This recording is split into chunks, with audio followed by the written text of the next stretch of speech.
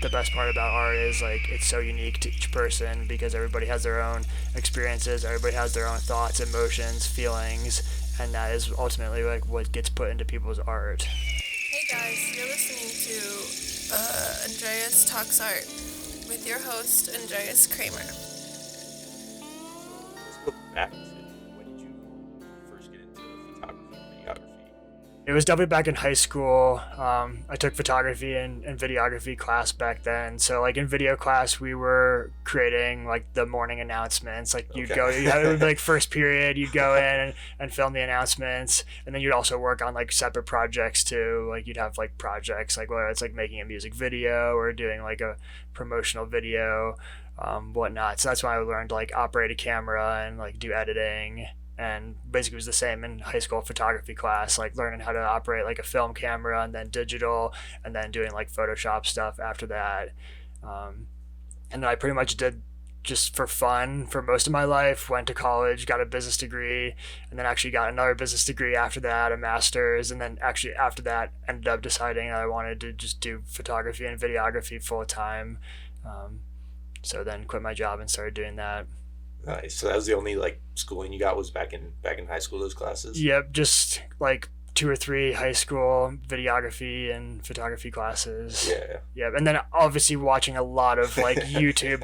When COVID hit, all I did was just watch like YouTube editing tutorials. Like I love music videos and love doing music stuff, so I would just watch like music videos and then find videos of people like breaking down music videos and showing you how to edit them. So I watched like a ton of video editing tutorials during COVID, and kind of like refresh myself, Yeah. Were you when you first took those classes, like did you just take them for fun, or was there something like specific about videography and photography that drew you to it?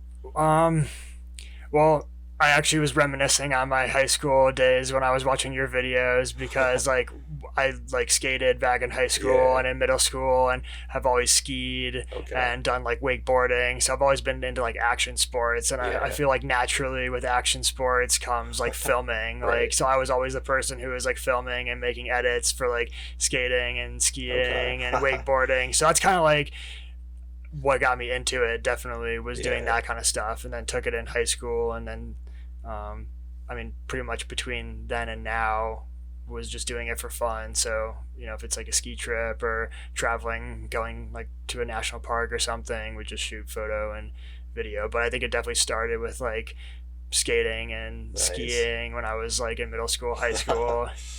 Yeah, I remember just filming with like a little like super shitty camcorder back in the day. I couldn't even tell you honestly what cameras I had. Like I know I had the first GoPro ever made, like the GoPro Hero 1. Yeah. I definitely had like a big bulky like Panasonic camera that recorded to like VHS tapes. And I remember shooting some stuff on that. Nice. And definitely like progressed into then one of those like smaller handheld camcorders that shoots like probably at the time like 720p. That's what I think. It was like 720p, and I had some like camcorder I got from like Walmart or Target. I still have some of those clips, and it's so funny to watch them because it just they're so bad. Like the quality is just like it's ridiculous. Yeah, it's funny that like how well, for one, it's crazy how much it's progressed, but it's also funny too, like I don't really watch like as many. Like I used to just go mad for like skate edits and like ski edits, and like that's all I watched.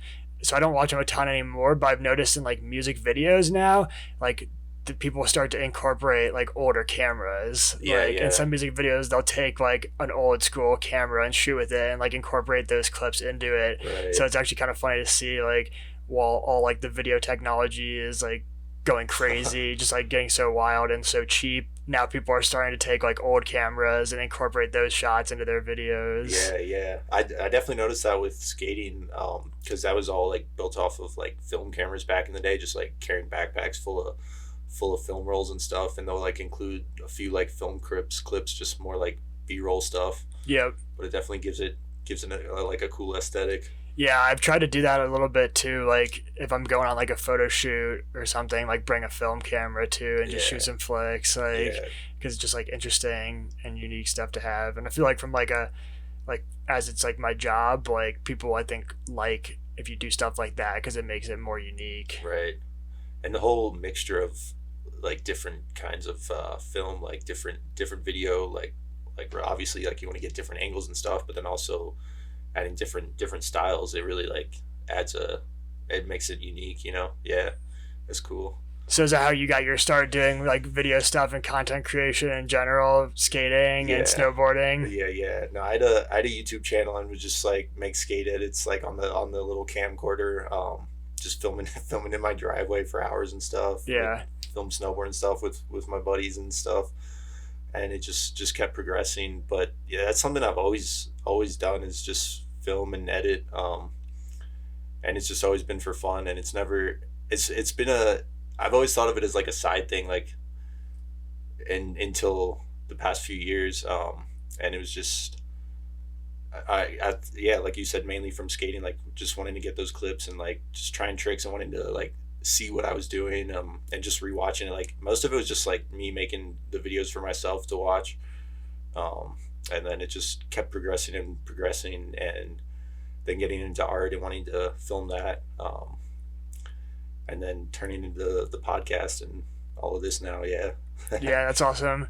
I definitely was drawn to your art because of like just being all over the place. Yeah. Like, cause like it's like also being a videographer, people are always consistently asking you like what's your specialty? Like what do you specialize in? And I'm like, honestly, it's just so all over the place. Like I wish, like I feel like I'd probably be like more well known if I like just stuck to one thing. Yeah. But like just by I literally just by nature of like the people who I met when I came to Denver and started working, like it's just all over the place. Like it's music, it's like promotional videos for like businesses. It's just like all over the place. And I noticed that was like kind of the same with your art. Like you're painting, you're doing sculptures, like you're going out and skating and like making videos and tagging stuff and just like out just doing whatever, which like is kind of how I feel like with my work too. So that definitely like drew me to your art. Yeah, no, that's how like kind of my brain works, and it's easier for me. Like I think the same, like if I like found a niche and just stuck with one category, I could definitely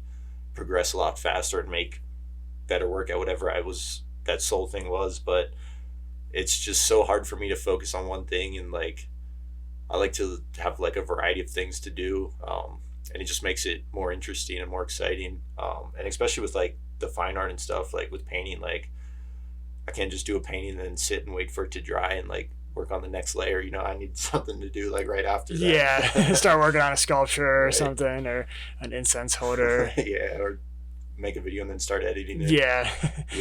Definitely won't ever run out of things to do when you're creating art and you're also shooting content with it, because it's like then you immediately have stuff to edit right afterwards. Yeah. So this is something I wonder if you feel, but like with all this stuff, it gets like, does it ever get to like too much stuff, like where you're like, oh man? Yeah, it's definitely getting to that point. Because like, I mean, so I'm basically obviously trying to grow this account, creating art with artists, and I have a whole big vision for that down the road. So I'm like trying to do that, and then I'm also trying to do like my paid like client work. Right. So I obviously have to like, fortunately for my customers, but unfortunately for me, sometimes I have to prioritize like, you know, different work. Yeah. But I mean, obviously that's fun work too, and enjoy doing that. I wouldn't be doing it if I didn't enjoy. I would just have a normal job and be doing, you know, kind of the other stuff on the side. But yeah, I definitely have to juggle, and it's also like it's just like completely different mindsets too. So like I have to focus on like making this like sleek profession, and that's like actually a fun part of it. I enjoy having like the stuff where it's kind of like has to be like sleek, polished, professional for somebody's business, and then I can do like something that I just shoot for fun. I can just show up and like I have full creative control over it. I can just shoot whatever I want and, you know, get creative with the edit. And that was actually one thing that I really enjoyed when I worked with my friend Kaylee on shooting a mural. Like I got to get really creative with the edit, and she like pushed me a lot on it, like doing a bunch of cool changes and adding like more effects and making it really cool and fun. So it does get to be overwhelming, like having the balance, like the two different things, but one's for fun and one's for work kind of. So even though it gets overwhelming at times, it's definitely like a good balance to have. Yeah, that's cool. I like the balance of like the more professional and the more like chaotic. Does the more professional, like what you do for work, does that feel like more of a challenge? It's definitely, yeah, especially, I mean, I feel like you could easily get used to it and then it's just easy, but it definitely, the like back and forth, I think definitely like keeps me on my toes, I guess. Like I literally will go from like editing like a promotional video for like a DJ to doing, something for a business. So yeah, it definitely can get a little chaotic. And it definitely is like refreshing to like jump back and forth between the two. Yeah. One thing I've noticed with like being all over the place and working in like a lot of different mediums is, even though it feels like I could grow faster just focusing on one thing, I noticed that like things I learn from one skill like all play together. So like it helps me in certain ways. In certain ways it hurts me, like I don't know, I'm trying to think of a specific example, but just like certain techniques I'll learn through painting or like creating like a structure in a painting or the layout, like I'll take that into like my video editing and stuff like that.